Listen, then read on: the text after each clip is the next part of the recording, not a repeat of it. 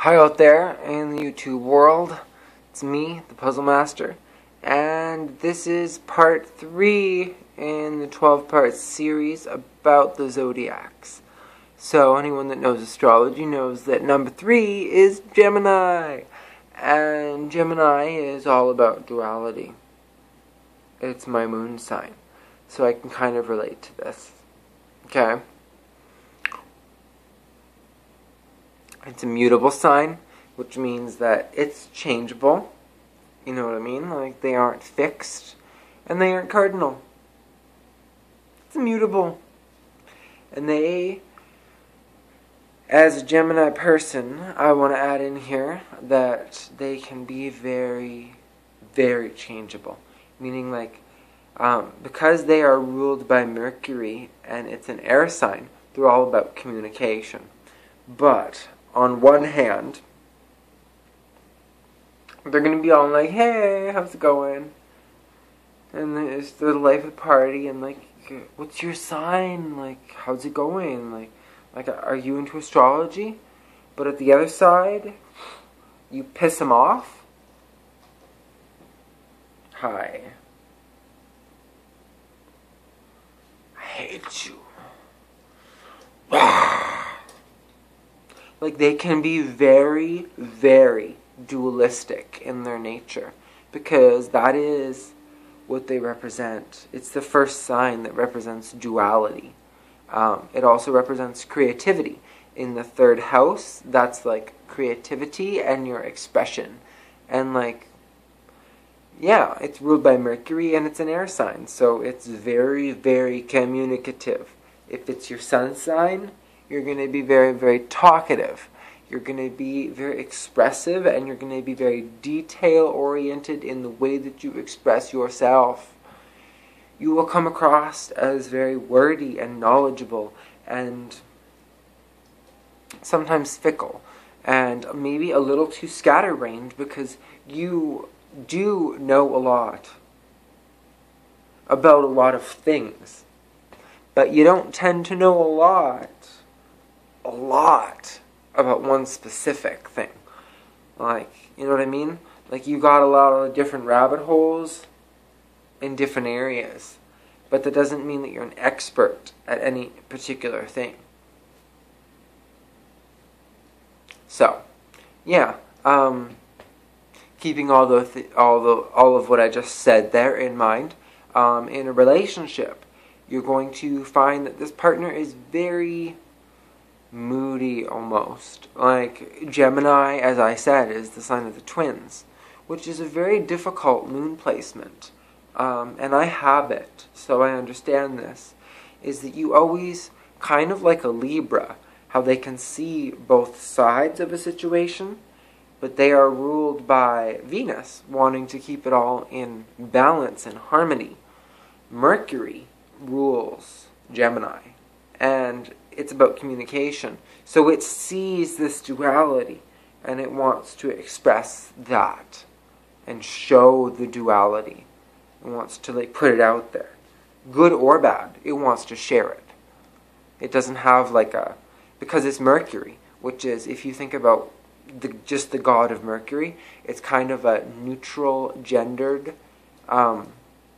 even though Gemini is a male, because it goes male, female, male, female, male, female, male, female, etc. throughout the chart. Using that basic math, we can see that Gemini is male.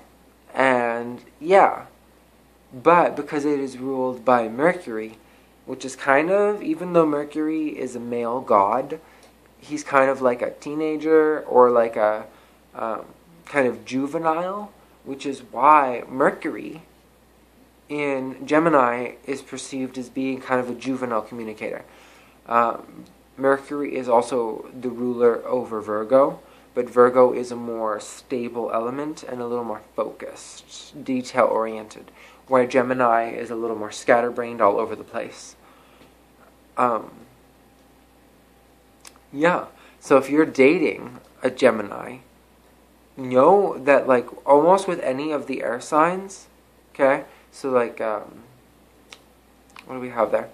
We have Gemini and Aquarius. And what's the last? And Libra. Gemini, Libra, and Aquarius. I was like, what? Getting a scatterbrain there. And I'm like, oh. You know what I mean? Because I want to do this all in one take. I don't want to have to mess up. But, yeah, so we have those 3 air signs. And, like, air signs are all about communication.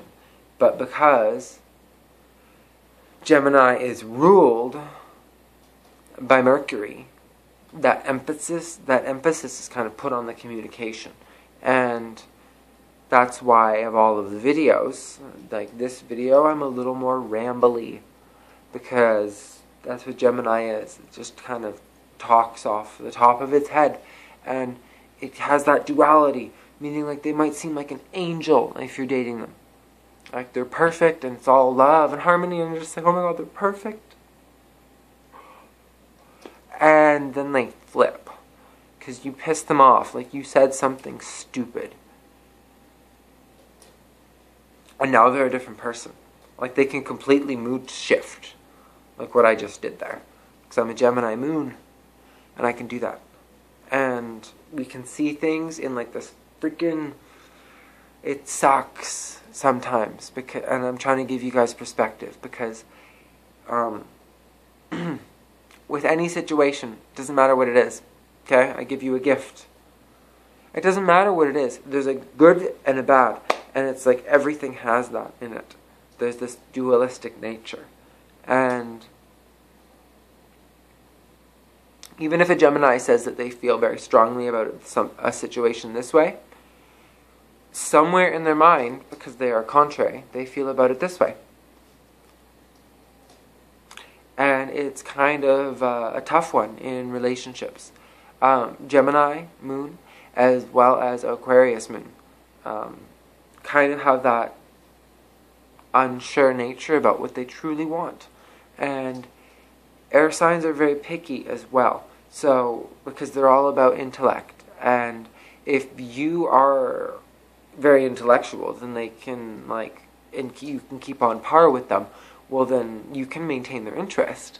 But if you're slow, like very, very Taurus, which is my sun, so that's kind of how I come off when you first meet me, and my ascendant, then you can like move on to other and better things, because you're just, as a Gemini, a little too fickle and scatterbrained.